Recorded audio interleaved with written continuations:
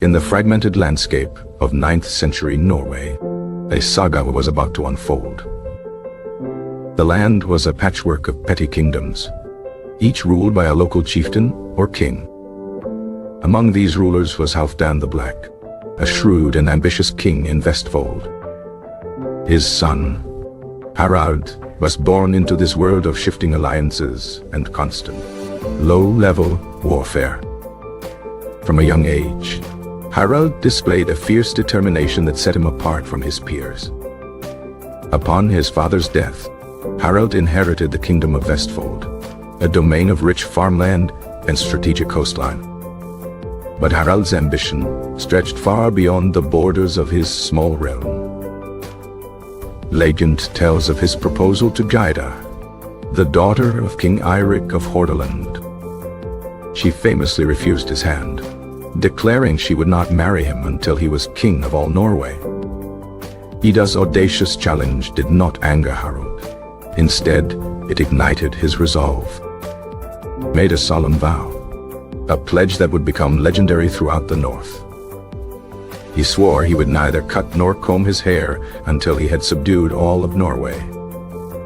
This vow earned him the nickname Lufa, or the Shaggy. His quest began not with a single grand battle, but with a series of calculated campaigns. He first consolidated his power in the eastern regions, securing his base of operations. He forged alliances with chieftains who saw the wisdom in joining his cause. Those who resisted were met with the full force of his growing army.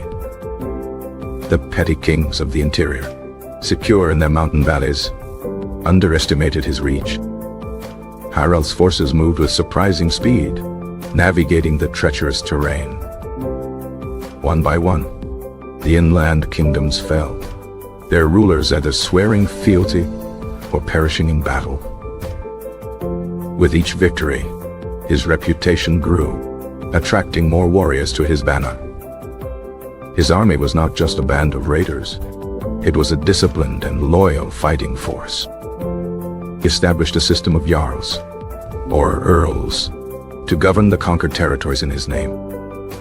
This created a new structure of power, loyal directly to the king. The greatest challenge, however, came from the powerful coastal kings of the west.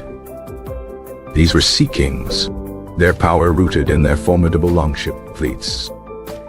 They saw Harald's ambition as a direct threat to their independence and lucrative trade routes. A grand coalition of chieftains from the west and southwest of Norway was formed to stop him. Gathered their fleets, determined to crush the upstart from Vestfold once and for all. The final, decisive confrontation was destined to be a battle at sea. The two fleets met in a wide bay known as Hafrsfjord, near modern-day Stavanger. It was the largest naval battle the land had ever seen. Harald's ship was in the thick of the fighting, a focal point of the brutal melee. Arrows rained down from both sides, clouding the sky. Warriors leapt from ship to ship, their axes and swords clashing in a deafening roar.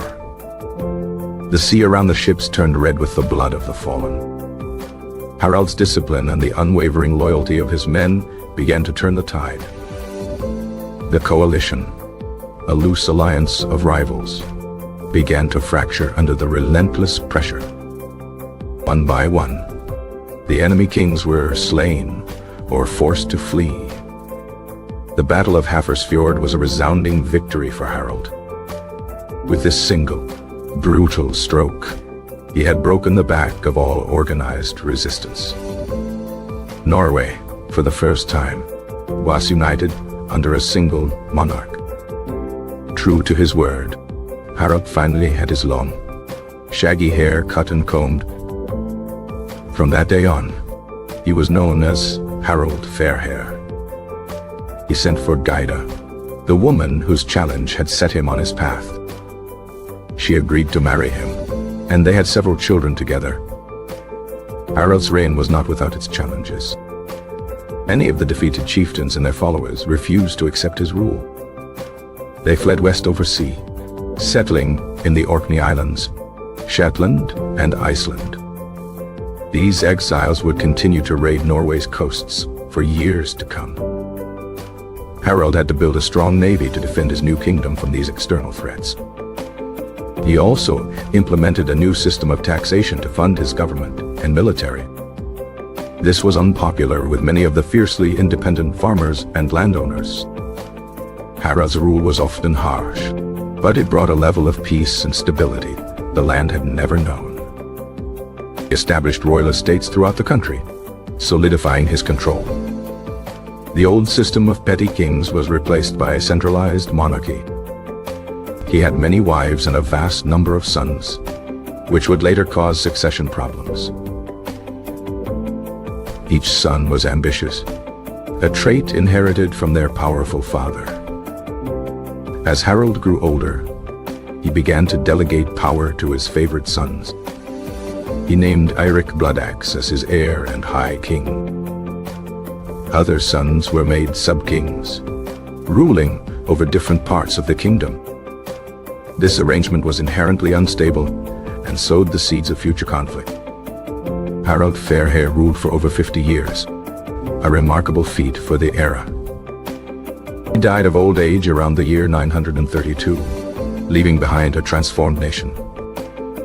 His legacy was the very concept of a unified Norway.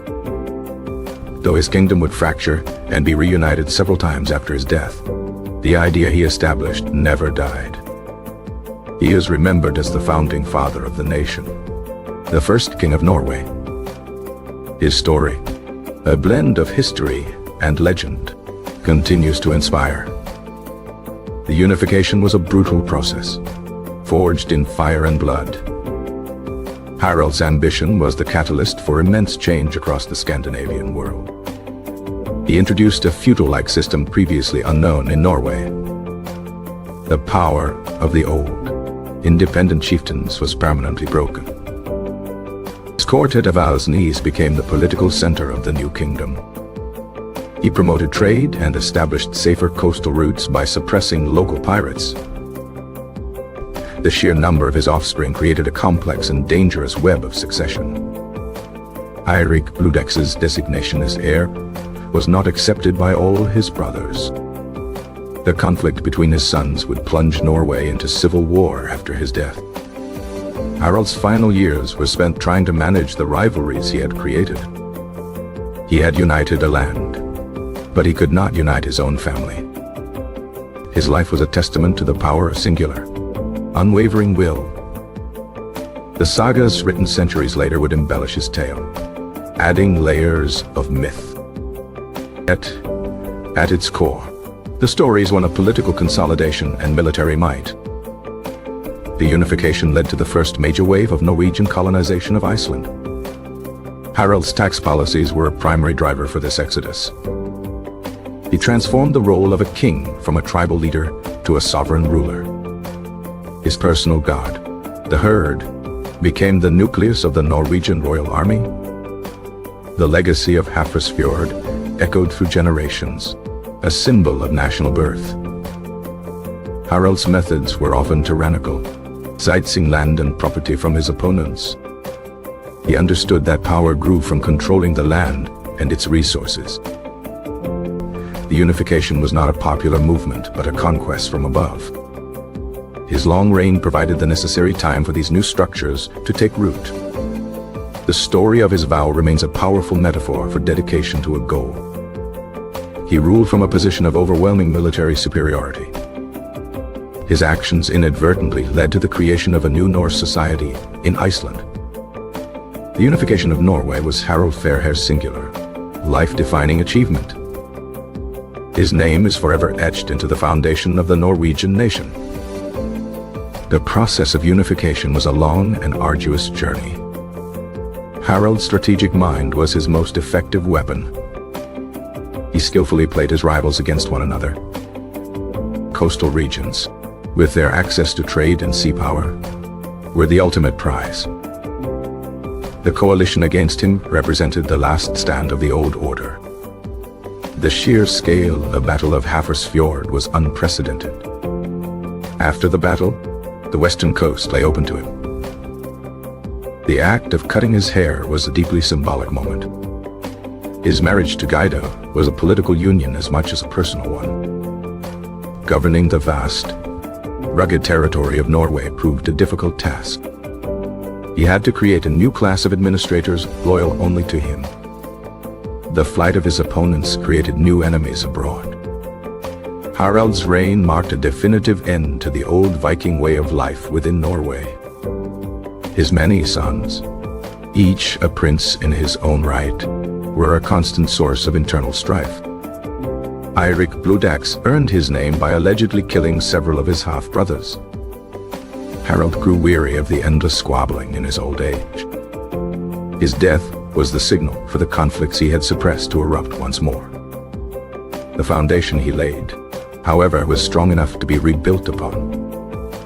His saga is a cornerstone of Norwegian identity. The Unification was a pivotal moment in Scandinavian history. Harald's vision was of a single, powerful, and Christianized kingdom. Replaced a system of personal loyalty with one of institutional government. The resistance he faced was fierce and deeply personal. His success was due to a combination of military genius and political acumen. The story of Harald Fairhair is a reminder that nations are often forged by the will of a single individual. His ambition reshaped the political landscape of Northern Europe. The consolidation of power was a slow, methodical process. He had to win not just battles, but also the peace that followed. The Jarls he appointed were the backbone of his new administration. His legacy is visible in the very geography of power in Norway. The tale of his unshorn hair served as a powerful piece of propaganda. The final victory at Hafrsfjord was both a military and a psychological triumph. He ruled as an absolute monarch in an age of fragmented power. The story of Harald Fairhair is the beginning of the recorded history of Norway. His reign was a bridge between the Viking Age and the medieval era in Norway. Creation of a single kingdom was his ultimate, enduring monument. Harald's initial conquests were swift and brutal. He used fear as a tool to ensure compliance. The wealth from conquered lands funded further expansion. His longships were the key to controlling the long coastline. The establishment of a standing army was a revolutionary concept. Harald's court was a magnet for ambitious men from all over the north. He rewarded loyalty generously, but punished betrayal without mercy. The succession crisis was a predictable outcome of his own choices. His dream of a stable, hereditary monarchy was not fully realized in his lifetime. The Unification, however incomplete, changed the destiny of the Norwegian people forever.